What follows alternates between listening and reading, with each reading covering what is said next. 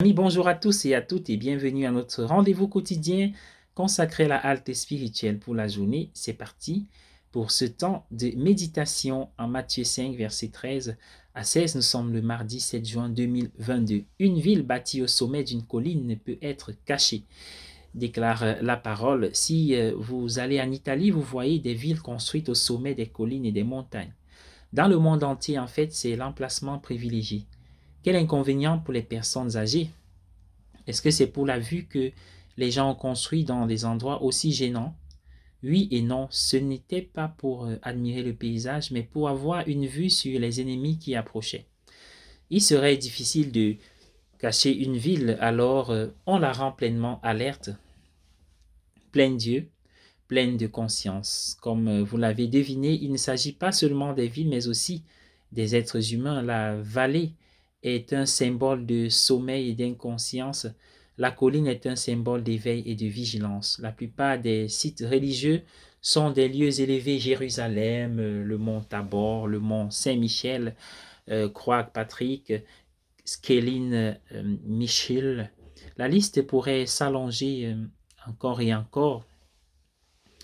Voilà, les chrétiens ne sont pas les seuls à avoir cet instinct. La plupart des gens l'ont.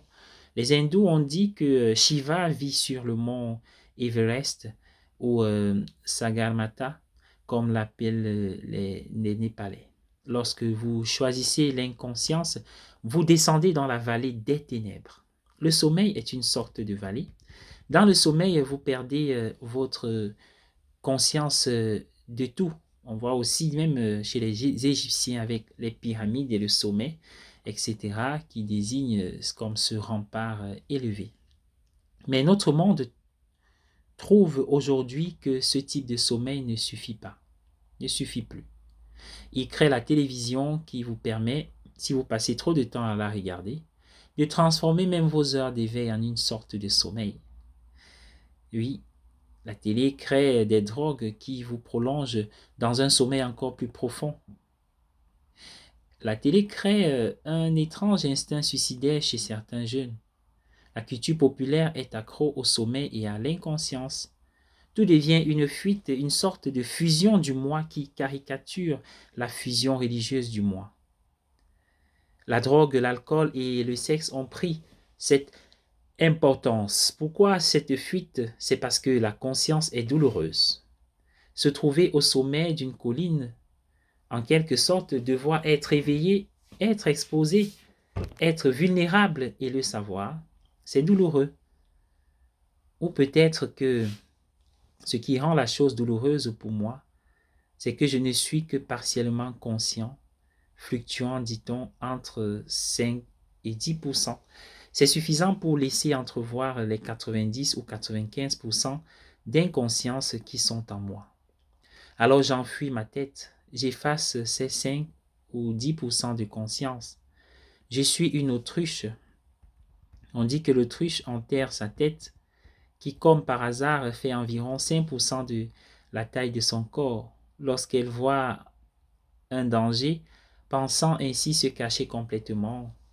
Toute créature, oiseau humain, qui enterre sa tête aide son ennemi. Les autruches n'enfuient pas réellement leur tête dans le sable, mais nous le faisons. Laissez-moi regarder la journée d'hier, ou même ce matin. Oui, et compter toutes les fois où j'ai fui l'expérience directe pour tomber dans l'inconscience. Dans le Nouveau Testament, la lumière est l'élément de Dieu. Paul a reconnu la présence de Dieu dans une lumière aveuglante. La gloire du Seigneur brillait autour des bergers de Bethléem. Dieu habite dans une lumière inaccessible. Dieu est lumière. Jésus dit: je suis la lumière du monde. Ce qui est étonnant, c'est qu'il a dit non seulement je suis la lumière du monde, mais vous êtes la lumière du monde. La lecture d'aujourd'hui. Je ne me sens pas comme ça. Et vous? La plupart du temps, j'aimerais me glisser sous une baignoire. Je peux accepter qu'ils disent qu'il est la lumière du monde, mais quand il me dit que je suis moi aussi la lumière du monde, je me sens profondément perplexe. cela m'oblige à regarder à nouveau. Il peut difficilement avoir été en train de caresser mon ego en disant: «Ah, tu n'es pas aussi stupide que tu en as l'air.» Jésus faisait référence à quelque chose qui est logé en moi, que je le veuille ou non.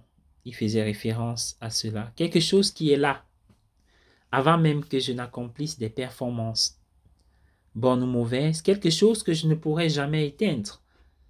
La lumière que Saint Paul a dite comme la lumière de la connaissance, de la gloire de Dieu, car Dieu qui a dit que la lumière brille des ténèbres a fait briller sa lumière dans nos cœurs pour nous donner la lumière de la connaissance de la gloire de Dieu qui resplendit sur le visage du Christ.